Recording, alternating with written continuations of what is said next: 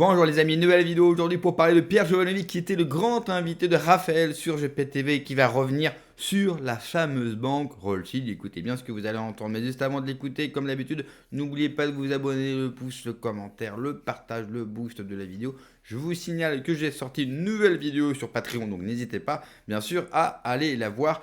Et puis n'hésitez pas aussi à soutenir mon travail si vous l'appréciez via Tipeee, vous avez tous les liens en description bien sûr comme d'habitude sous la vidéo. On l'écoute et on en parle juste après. C'est vraiment, on le voit. Parmi les banques, oui, de la banque Rothschild, là on a entendu JP Morgan, on a entendu d'autres banques, parmi les analyses qu'on a même sur la chaîne, quand on regarde l'actualité, même politique, quand on regarde par exemple l'affaire Epstein, on a pu entendre le groupe Rothschild. Est-ce qu'il y a un commentaire à faire sur la puissance de cette banque aujourd'hui? Alors, est-ce qu'elle est en faillite, comme certaines banques? Non, la banque Rothschild, enfin, moi, depuis le temps que je suis tout ça, la banque Rothschild a toujours eu une excellente réputation. Toujours. Sauf qu'à un moment donné, en 2008, ils ont commencé à vendre des les clients Rothschild qui demandaient « achetez-moi 10 lingots d'or ».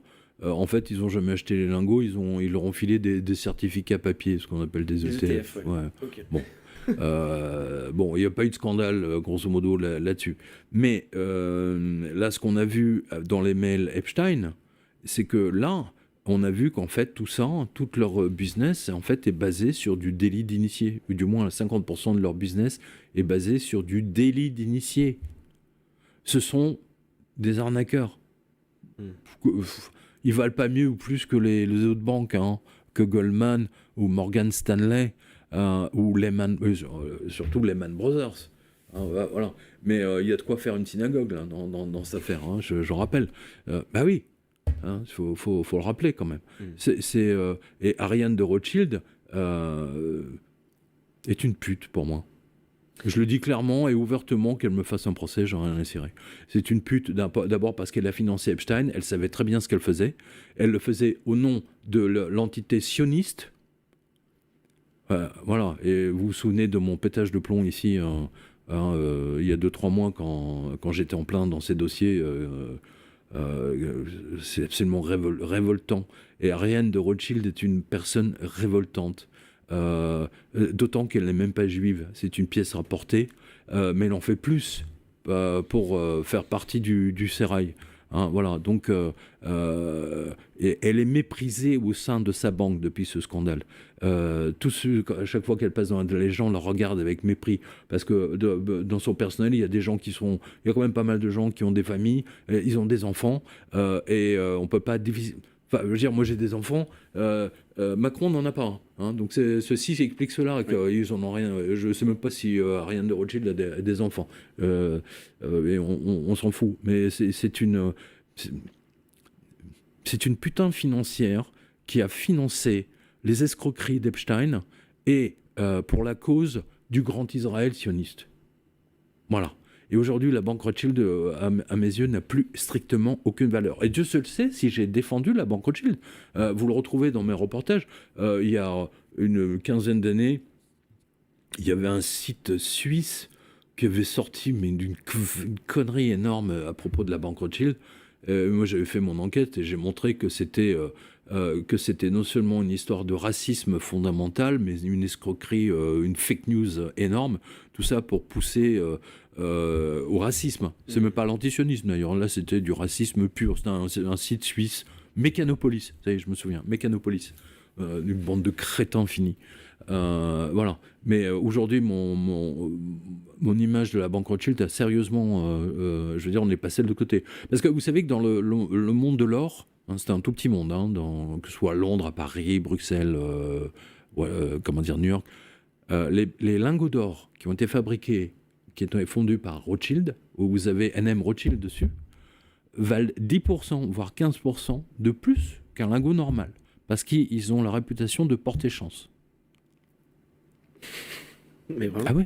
Ah oui, je plaisante pas. Vous avez la photo hein, sur quotidien.com à droite, je sais pas si notre ami peut le montrer.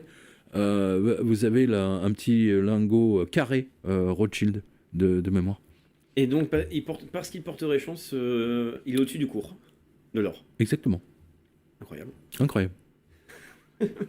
Moi, il y a plein de gens à Paris, et ça, je l'ai vu, parce que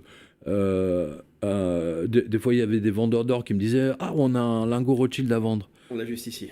C'est ça ?» Oui, exactement. Voilà, ça, c'est un petit... Donc là, attention, là, on regarde de la chance. Ouais, c'est ça. On regarde un porte-bonheur. C'est ça. Magnifique. J'ai Non, envie non, d'acheter mais 10% plus cher. c'est pas une plaisanterie, hein, parce que c'était vraiment du très haut niveau de professionnalisme. Vous savez, là, on est dans l'alchimie quasiment. Hein, de la métal, enfin, fondre de l'or, fabriquer des pièces, etc. C'est quelque chose. Enfin, moi, j'aborde ça dans le livre 666, mais c'est le lingot d'or, le Rothschild, avait une réputation internationale. Je veux dire, puis et c'était pas truffé à la pralinée, hein, leur truc. Hein. Alors je sais pas pourquoi je pense à ça, mais je fais le commentaire. Parce que c'est vrai que c'est important la réputation quand on travaille dans la banque. les métaux Mais bien sûr, précieux. surtout Parce dans que les quel est métaux. le plus vieux texte que l'on a sumérien, je crois le plus vieux texte que l'on a retrouvé sumérien, eh ben, c'est une plainte d'un acheteur de cuivre, je crois, qui se plaint et qui donne le nom de la personne Oui. qui vendait du cuivre de mauvaise qualité. Et c'est le texte le plus ancien que l'on a, qui est une insulte de cette personne fait du mauvais cuivre. Oui, Donc la réputation, c'est important, parce que c'est le plus vieux texte que l'on a. C'est ça, mais 80% des textes sumériens qu'on a sont majoritairement des trucs comptables et financiers. Hein, c'est ça qui est intéressant. Ouais, je vois ça comme une anecdote. Non, mais c'est tout à fait ça. Mais bien sûr, la réputation d'un fondeur. Moi, je rappelle que tous les fondeurs français, les plus grands fondeurs, étaient dans le 3e arrondissement de Paris. Ah, d'accord. Ah oui. Voilà, dans le Marais. C'est vrai que Paris a changé. Parce que là, ça me fait penser. Oui, ça a bien changé. Oui, parce que si je réfléchis à. Parce que là, on citait des ouvrages, et je recommande, par exemple, ça n'a rien à voir avec le sujet, mais si on parle un peu de Paris, c'est Le Parfum de Patrick Suskind, que je recommande. Il est dans mes livres. J'ai un onglet livres cultes. Et hein. je dois l'avouer, j'ai découvert Patrick Suskind en allant sur le jardin des livres. C'est comme ça que j'ai lu Le Parfum, qui a été aussi une révélation, un livre exceptionnel. Et on découvre un Paris où il y a les tanneries, où il y a le travail du cuir. Absolument. Et donc, on se dit quand même que la ville... parce qu'on a parlé de la dégradation de l'Occident, la dégradation de la France. Oui. Mais ça a changé aussi dans sa profondeur, dans son efficacité, dans ce que la France travaillait, même ce que la ville travaillait. Et grâce à ces ouvrages, on a du mal à imaginer que ce fut possible d'être dans une... Tout à fait. Le Parfum, je considère que ça fait partie de mes 10 plus grands bouquins. De Jean-Baptiste Grenouille qui part en quête. Exactement. Alors, je n'ai pas vu l'adaptation cinéma, apparemment. Très mauvaise. Ah, parfait. Bon, mais je l'ai pas vu. Très, très mauvaise. Aucun intérêt. Dustin Hoffman, de mémoire. Ouais. On peut pas, je veux dire, le génie de Patrick Suskind, d'ailleurs, c'est le seul livre extraordinaire qui a rencontré un succès mondial, c'est qu'on le lit avec le nez. Exactement. On le lit avec le nez, c'est-à-dire que ces phrases, parce que vous savez que, dans le cerveau, d'ailleurs, vous savez, c'est pour ça que la langue française est géniale. Elle est formidable, elle est extraordinaire, elle est d'une intelligence. On dit aux gens, il a du nez. Oui. Il a du nez. Pour voir le futur, grosso modo, c'est ce que ça veut dire. Eh bien, la zone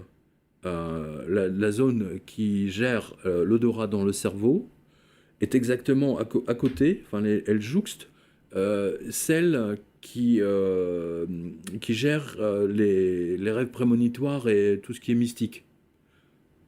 Voilà. C'est-à-dire que plus, par exemple, une personne qui prie tout le temps, eh bien, cette zone du cerveau est plus grande, elle touche, et donc les deux zones se confondent.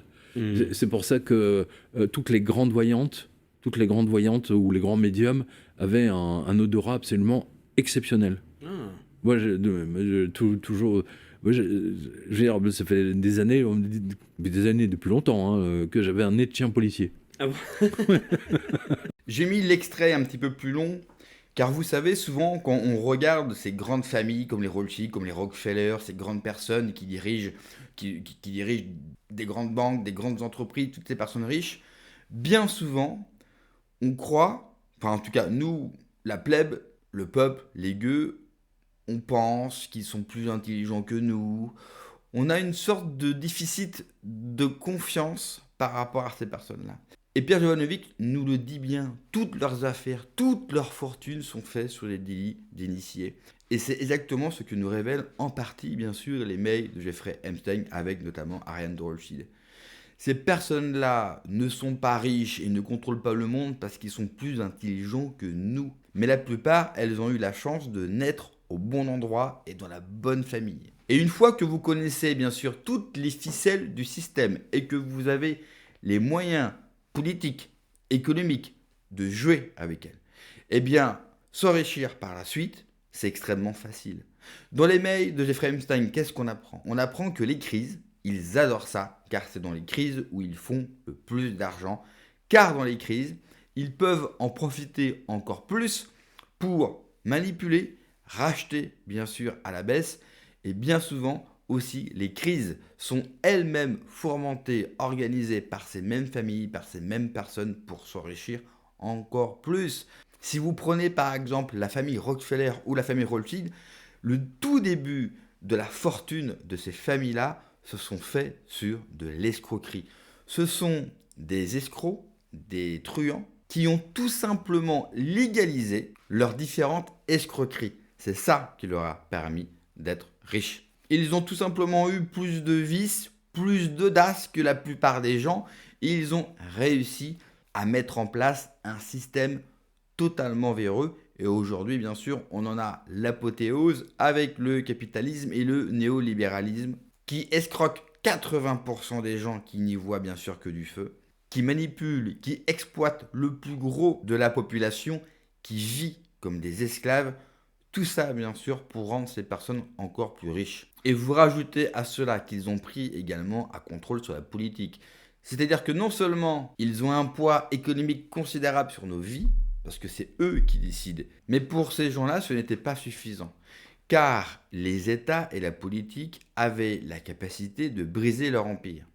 Alors, ils ont vite compris qu'il fallait absolument avoir une mainmise sur la vie politique et la démocratie, les régimes parlementaires était le meilleur moyen et c'est le meilleur système politique pour eux pour s'accaparer bien sûr la vie politique et c'est exactement ce qu'ils ont fait. Nous vivons dans une réalité qui est fausse, dans des modèles faux, qui ne promettent et qui ne vendent que des fantasmes qui ne sont pas réalisables pendant que eux, bien sûr, mènent un train de vie fastueux, et bien le reste de la population est en train tout simplement de s'appauvrir un petit peu partout en Occident. Merci d'avoir regardé la vidéo les amis, n'oubliez pas comme d'habitude de vous abonner, le pouce, le commentaire, le partage, le boost de la vidéo. Prenez soin de vous, que Dieu vous protège. Allez, ciao.